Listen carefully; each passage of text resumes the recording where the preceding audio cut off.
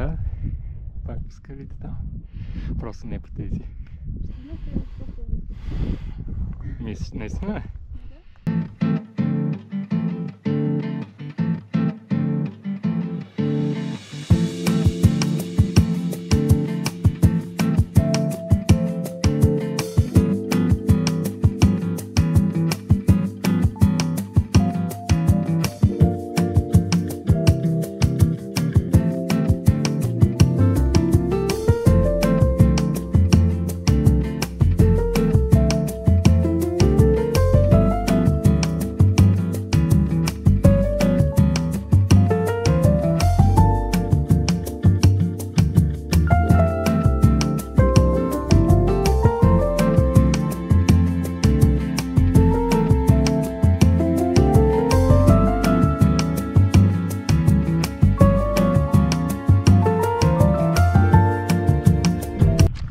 Добре, вървим по пътеката след като вече изкачихме от езеро, не езеро, ми язовир Белмекен. Изкачихме връх Белмекен за около 2 часа. След това слезнахме от Белмекен към хижа Белмекен, но преди завоя надясно продължихме направо всъщност, за да изкачим тук един друг връх, който му забравих името, но не го изкачихме, леко го подсякохме. Всъщност върха е там, тия колове където са, нали? Но ние го подсякохме, защото по-интересната част е ето това ръбче пред нас, което искаме да изкачим. Това е северната стена на връх. Пак му забравих името на този. Чакай да видим. Той май имаше 2 имена. Сиври Чао. Сиври Чао. И всъщност причината да дойдем тук е, защото ми се стори това ръбче интересно. Би трябвало да има и някакво стоманено въже за помощ. След това обаче нямам други планове, не знам. Ще преценим колко време сме ходили вече. Какво ще кажеш? Дано да има гледка пак към язовира. Към язовира? Да. Може би ще има, така като гледам, не знам. А там какво се вижда?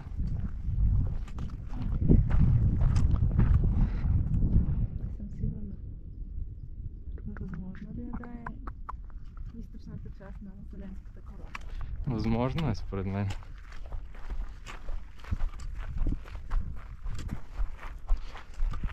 Ай, тук е разната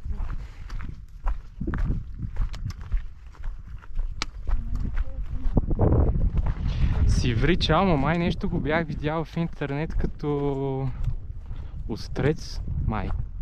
Писах острец в Google, ми излезах някакви върхове, не тук. Мисля, на някакви други места.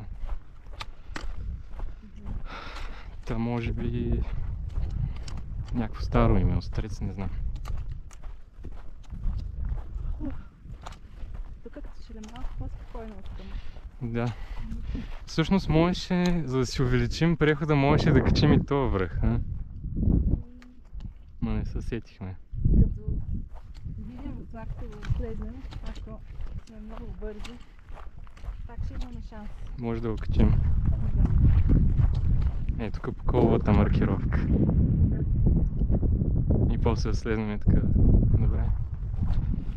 Да, като тръгнахме да качваме това баер, ми се подсичаше някак си естествено. Да.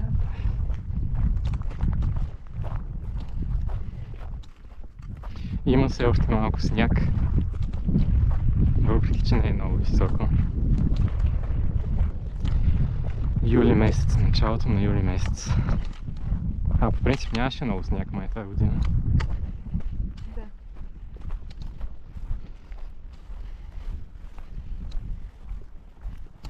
А къде са тия стада крави? Не сме видяли, но тяхното присъствие е осезаемо. Освен това, друг проблем са мухите. Има страшно много мухи, не знам дали периода на годината или няма значение това. Но искахме да почиваме на няколко места, но не успяхме.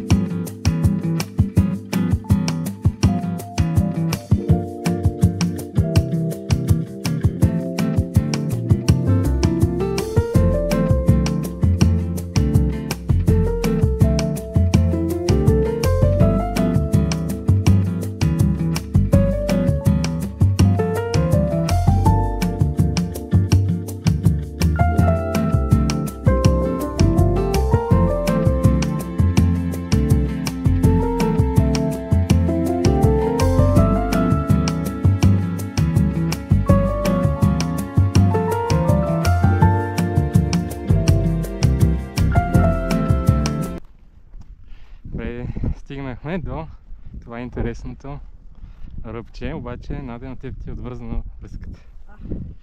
И ето там е връх Белмекен, езерото.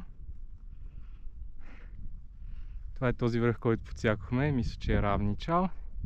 И това е пътя за Северичал. Кратко е разстоянието, но изглежда интересно.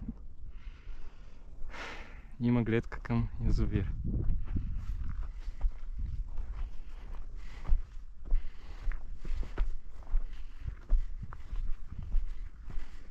Има човек пред нас, който минава малко по-встрани от въжето. Та въпросът е сега дали и ние така да правим.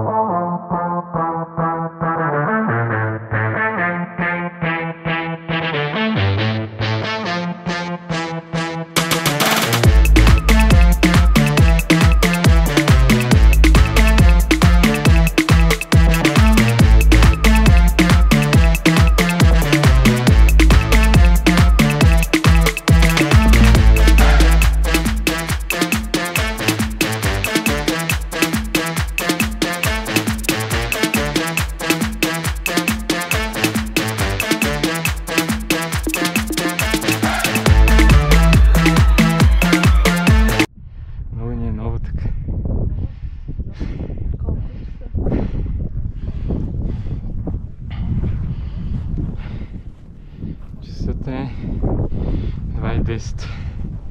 4 часа? Да. Много малко. Не знаех колко е. Ами да, всъщност горе до тук. Какво беше казало? 7 без почивките за цялото кръгче.